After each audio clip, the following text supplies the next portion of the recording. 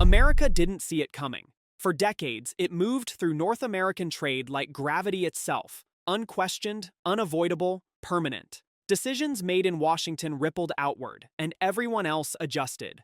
That was the assumption. Canada would adapt. Workers would absorb the damage. Corporations would reorganize. And the United States would move on, untouched, unquestioned, and still in control. That belief shattered the moment the consequences arrived. What began as a routine corporate decision quickly turned into something far more dangerous. A major U.S. automaker shut down a Canadian electric vehicle operation, treating it like a disposable line item. To executives, it was simple math. To policymakers in Washington, it barely registered. Another plant closed, another workforce displaced, another reminder of who held the leverage.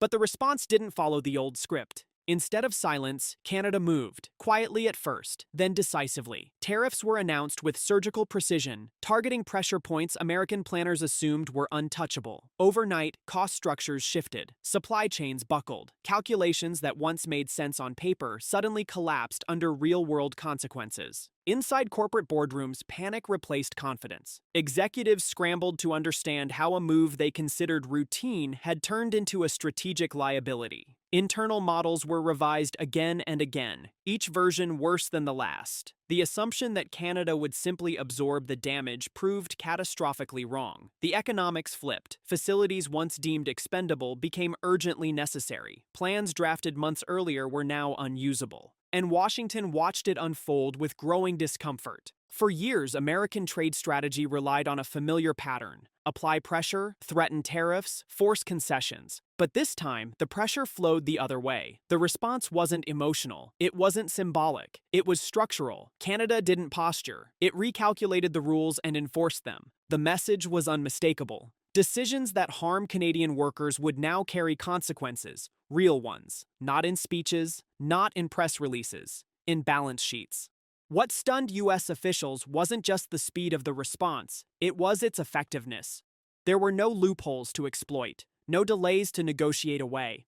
The tariffs landed, and the damage was immediate. American manufacturers felt it first, then suppliers, then investors. The illusion of control began to crack. For decades, the United States projected strength by assuming compliance. It didn't need to explain itself. It didn't need permission. But this moment exposed the weakness underneath that confidence. Power only works when others accept it, and Canada had decided it no longer would. Suddenly, the narrative changed. This was no longer about trade efficiency or corporate optimization. It became a question of sovereignty, leverage, and strategy. Canada wasn't reacting, it was directing. By using industrial policy with precision, it forced American companies to confront a reality they had long ignored. They needed Canada more than they admitted. As losses mounted, the political response in Washington grew louder, but less effective. Statements were issued. Frustration leaked into public remarks. But there was no countermove that didn't risk making things worse. Every option exposed another vulnerability. And that's when the realization set in. The old hierarchy wasn't guaranteed anymore. The assumption that American dominance was permanent no longer held. A neighbor long underestimated had demonstrated something dangerous: the ability to impose consequences without asking permission.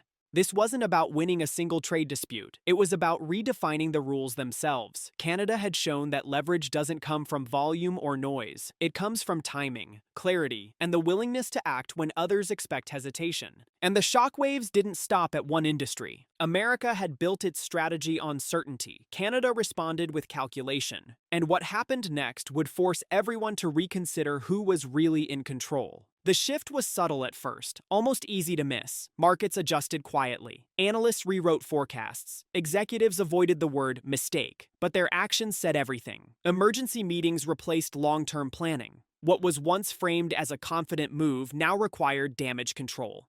The deeper problem wasn't the tariffs themselves, it was what they revealed. For years, American corporations operated under a shared assumption: North American integration worked in their favor by default. Canada supplied labor, infrastructure, and stability. The United States supplied direction. That balance had gone unchallenged for so long it felt permanent. But permanence has a weakness: it breeds complacency. Canada exploited that complacency with precision. By choosing not to overreact publicly, Canadian policymakers avoided the trap of escalation theater. There were no dramatic threats, already working. Inside the affected companies, the consequences became impossible to hide. Margins thinned, delivery timelines slipped, long-standing supplier relationships strained under new cost pressures. What had been a regional adjustment began bleeding into global operations. And still, Washington struggled to respond. Any retaliation risked confirming the very weakness it wanted to deny. Pushing harder would only invite more resistance. That was the moment the balance tipped. What Canada demonstrated wasn't brute force, it was strategic confidence, the ability to act without asking for approval, the willingness to absorb short-term friction to secure long-term leverage. In doing so, it exposed a truth many had avoided acknowledging.